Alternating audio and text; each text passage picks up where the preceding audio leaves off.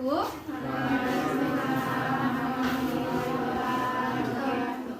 Selamat pagi anak-anak sekalian. Bagaimana kabarnya hari ini? Sudah sarapan belum?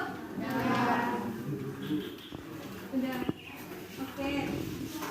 Baiklah, sebelum kita memulai pembelajaran kita pada pagi hari ini, alangkah lebih baiknya kita berdoa menurut agama dan kepercayaan masing-masing. Silahkan ketua dipimpin doanya. Doa siap. Sebelum belajar, mari kita berdoa. Doa dimulai.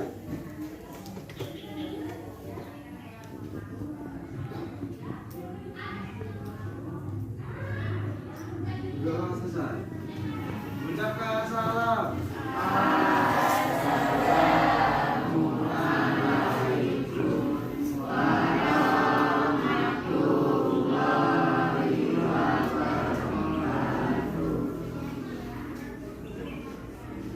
Oke, sekarang Ibu mau cek kehadiran Anda sekalian.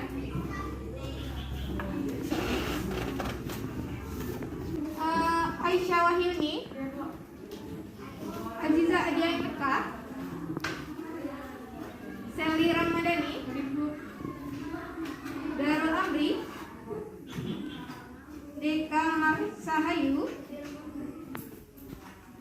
Dian Syaputra. Nggak hadir. Kenapa?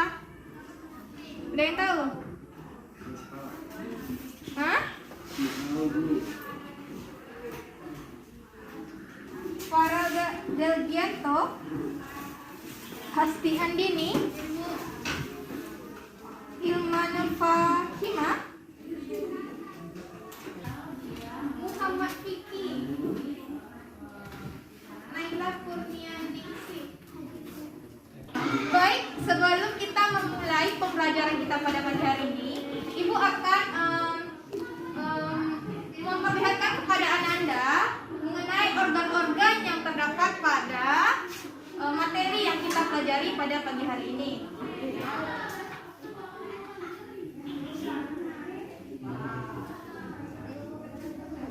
Sini, apakah terlihat? Terlihat? Nah, di sini Ibu bertanya, ini termasuk organ apa? Apa nama organnya?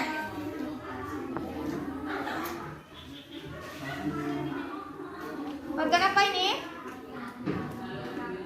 Paru.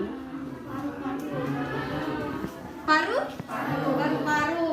Nah, selanjutnya itu ada, kalau ini organ apa? Hati. Betul. Kalau ini?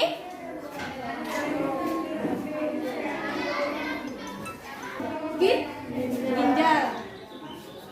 Selanjutnya ini yang terakhir, organnya ini organ apa? Kulit. Jadi berdasarkan gambar yang telah Ibu perlihatkan kepada Ananda, apakah Ananda sudah tahu judul dari materi yang kita pelajari hari ini adalah apa? Sistem.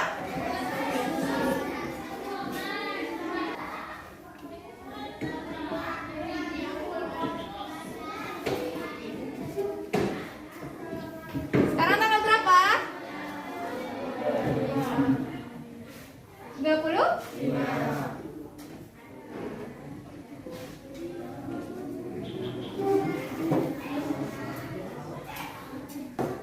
Oke, pada materi kita mengenai sistem ekspresi ini, jadi ada beberapa tujuan pembelajaran untuk pertemuan pertama ini. Yang pertama itu Ananda mampu menjelaskan pengertian dari sistem ekspresi.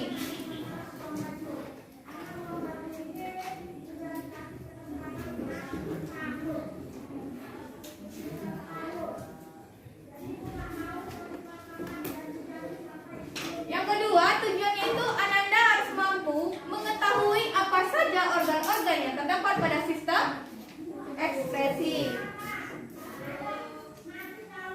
Dan yang ketiga, tujuan dari pembelajaran kita, Ananda harus mampu mengetahui apa saja yang termasuk ke dalam gangguan-gangguan pada organ sistem ekspresi.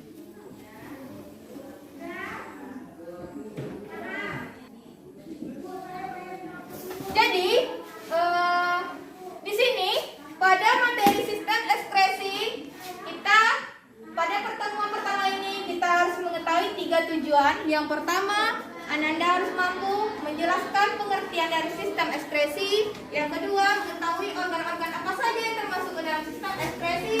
Dan yang ketiga itu gangguan atau penyakit yang terdapat pada sistem ekspresi. Oke. Yang pertama itu menjelaskan pengertian dari sistem ekspresi. Sebelum Ibu menjelaskan pengertiannya, di sini Ibu bertanya kepada Ananda, siapa yang tahu apa itu sistem ekspresi? Oke, kepada Aziza. Sistem ekspresi adalah sistem pengeluaran. Oke, sudah benar ya apa yang disampaikan oleh Aziza, sistem ekspresi. Oke, di sini sistem ekspresi itu pengeluaran.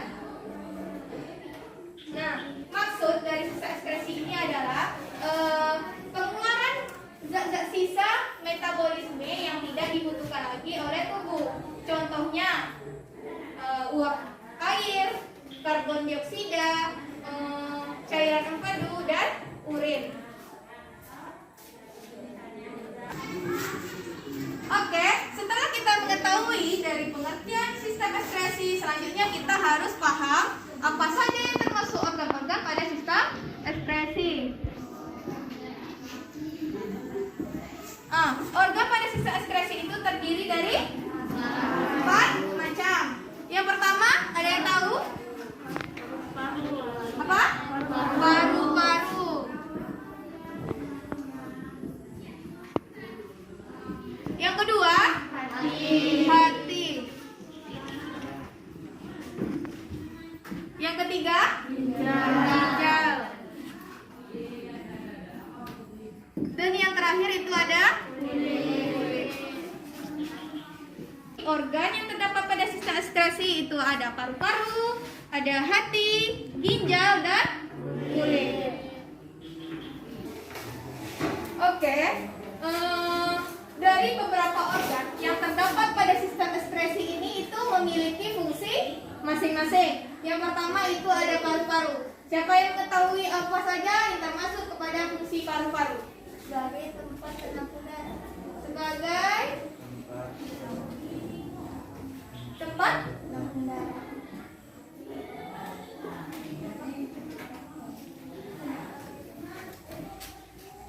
Nah, selain sebagai tempat menampung darah, paru-paru ini juga berfungsi sebagai organ pernapasan. Nah, selain termasuk ke dalam sistem ekspresi, paru-paru juga termasuk kepada sistem pernapasan. Selanjutnya itu ada hati. Fungsi dari hati itu adalah Menghancurkan sel darah merah. oke, betul, menghancurkan sel darah merah.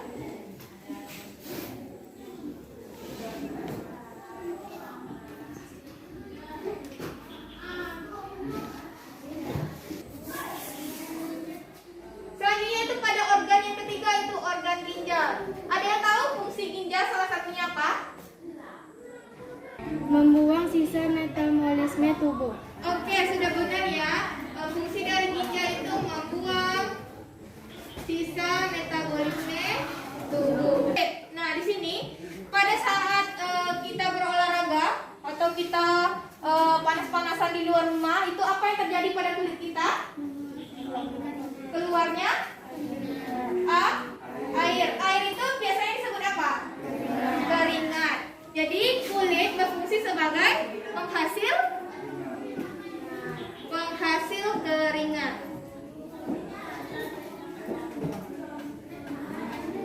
Nah, sebelumnya Ibu sudah menjelaskan tadi contoh apa saja yang dikeluarkan pada sistem ekskresi. Itu ada urin, ada karbon dioksida, ada cairan empedu, dan ada keringat. Nah, paru-paru itu dapat menghasilkan karbon dioksida atau dapat mengeluarkan karbon dioksida. Nah, bisa juga kelas dengan uap air. Selanjutnya itu ada hati. Nah, hati ini itu menghasilkan cairan empedu. Selanjutnya itu ada ginjal. Ginjal itu menghasilkan dan kulit menghasilkan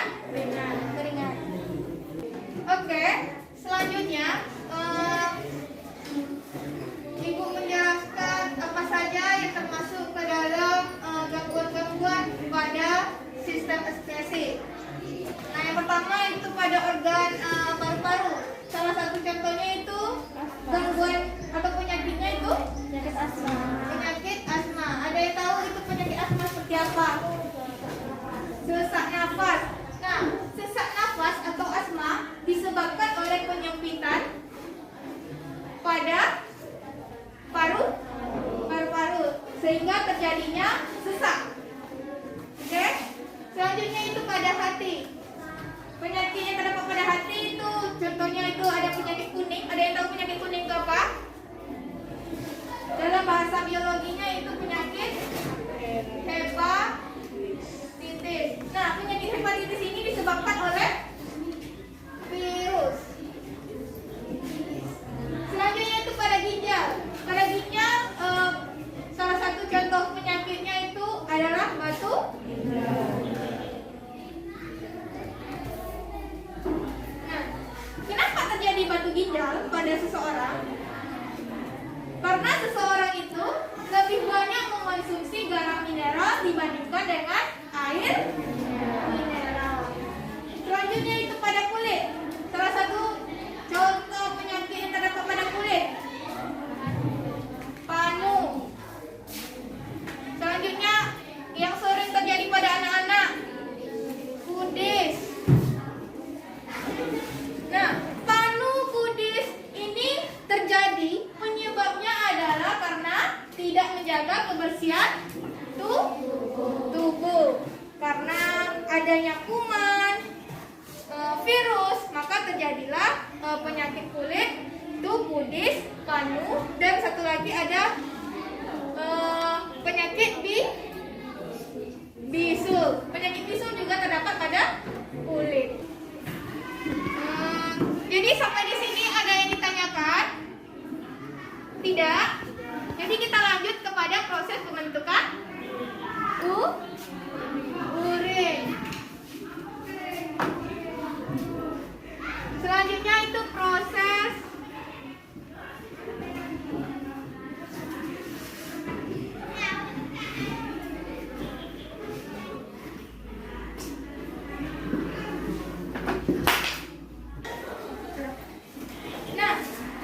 pembentukan urin itu terdapat atau terdiri menjadi 3 tahap. Nah, ada yang tahu apa saja yang termasuk tahap pada proses pembentukan urin? Yang pertama, tahap filtrasi.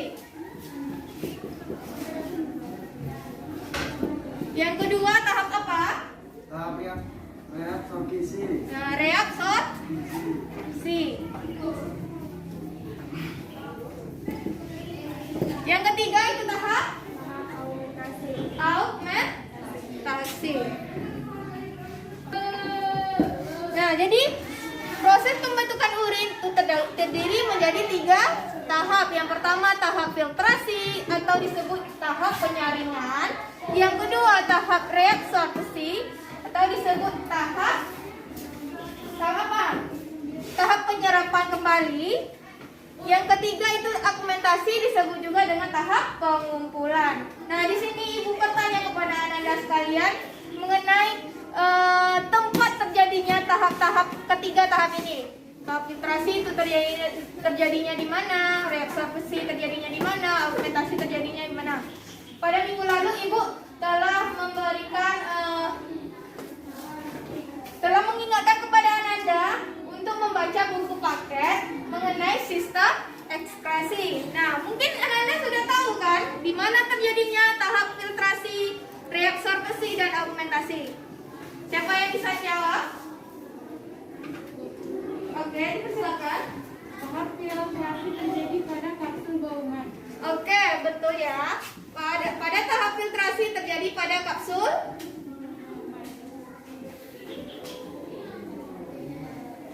Selanjutnya itu pada tahap reabsorpsi. Terjadi pada tubulus contractus proximal, lengkung, dan sebagian tubulus contractus distal. Oke, benar ya. Tahap reabsorpsi terjadi pada tubulus contractus proximal dan sebagian pada tubulus contractus distal. Oke, yang terakhir itu pada tahap augmentasi. Pada tahap augmentasi itu terjadi pada tempat terjadinya di mana? Terjadi pada tubulus contractus distal. Oke, benar ya, pada tubulus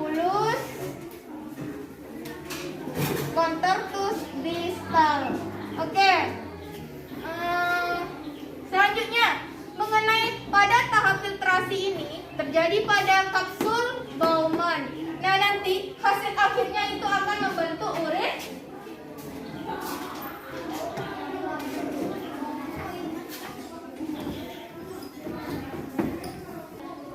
Pada tahap filtrasi terjadi hasil akhirnya itu akan membentuk urin primer.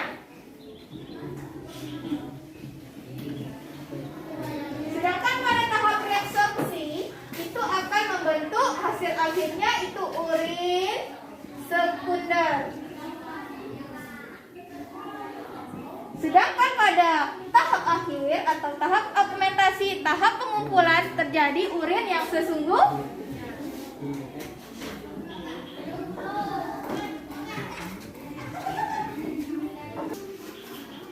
Urin yang sesungguhnya inilah yang akan kita keluarkan melewati ureter dan uretra. Oke. Sampai di sini ada yang paham? Ada yang tidak paham? Ada yang belum dipaham? Yang sudah paham? Sudah? Jadi, untuk memahami untuk memperdalam pemahaman dari Ananda, Ibu akan menampilkan sebuah video mengenai proses pembentukan urin. Nah, pada proses pembentukan urin ini terdapat 3 tahap. Teman-teman, bertemu lagi dengan Mr. Kun. Kali ini kita akan membahas mengenai proses pembentukan urin. Dalam sistem ekspresi Dengar? terbentuk pada bagian ginjal. Satuan fungsional terkecil dari ginjal disebut dengan nefron. Proses pembentukan dimulai dengan tahap filtrasi. Oke, sudah Ibu jelaskan ada proses filtrasi. Pada tahap filtrasi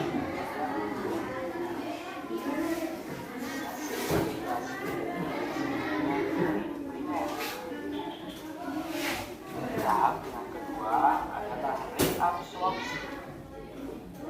Reabsorpsi adalah proses penyerapan kembali zat-zat yang masih diperlukan oleh tubuh seperti glukosa, asam lambung, ion natrium,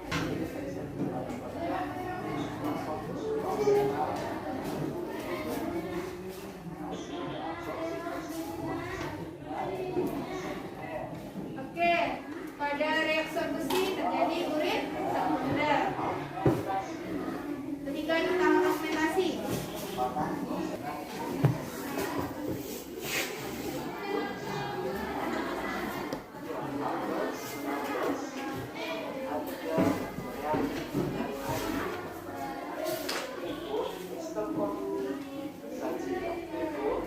Oke, sudah dijelaskan.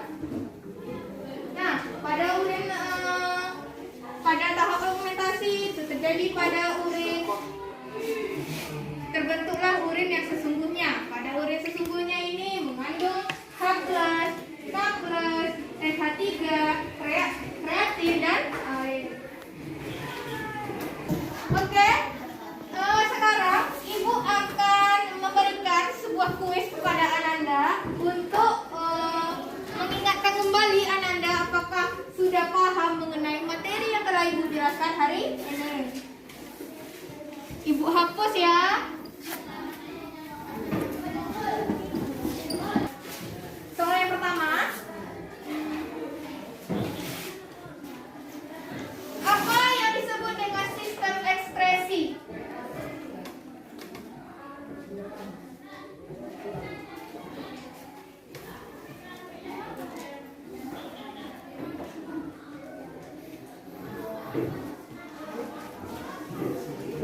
Oke, yang kedua,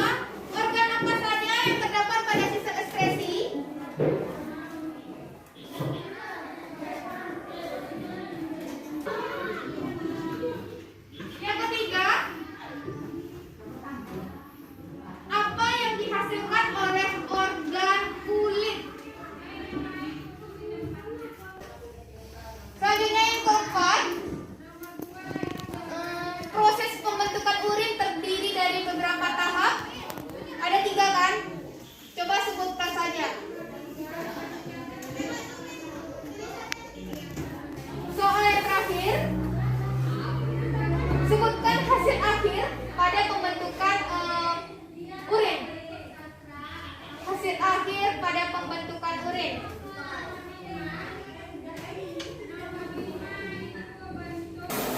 Oke, sudah siap? Sudah. Silahkan dikumpulkan.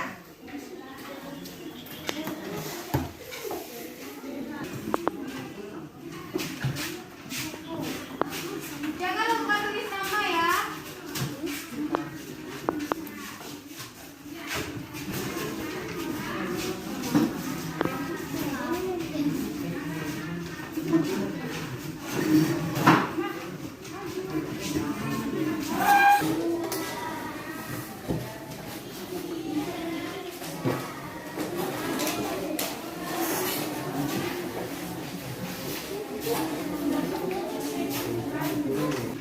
Ibu cek dulu ya.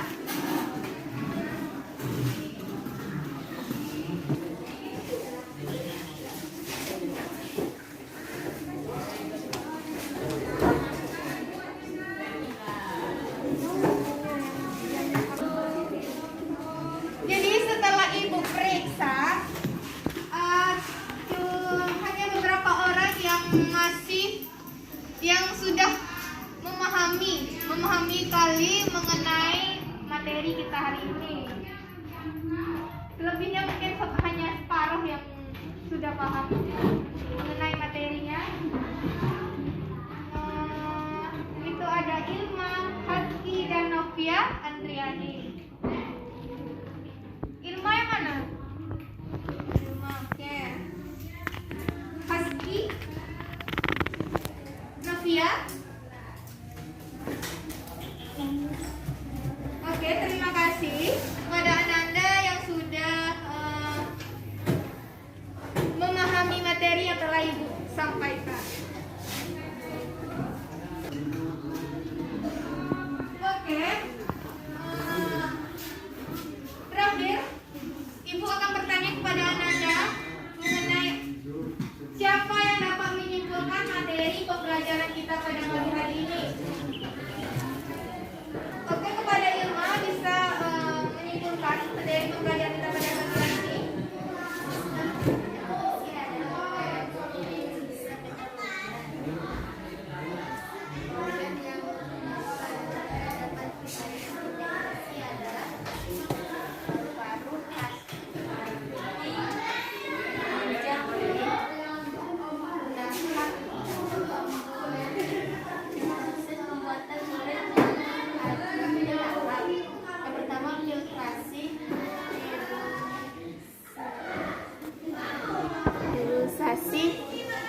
Ketiga, argumentasi.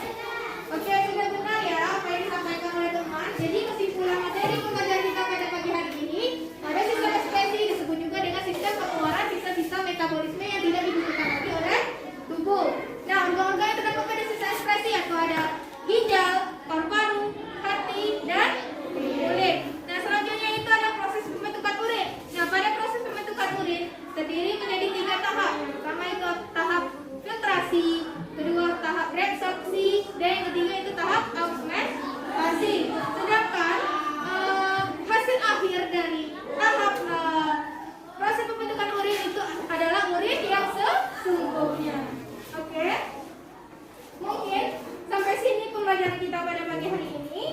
Minggu depan jangan lupa membaca buku kakaknya agar Ananda sekalian sebelum Ibu menjelaskan, Ananda sudah paham mengenai materi apa yang telah Ibu jelaskan.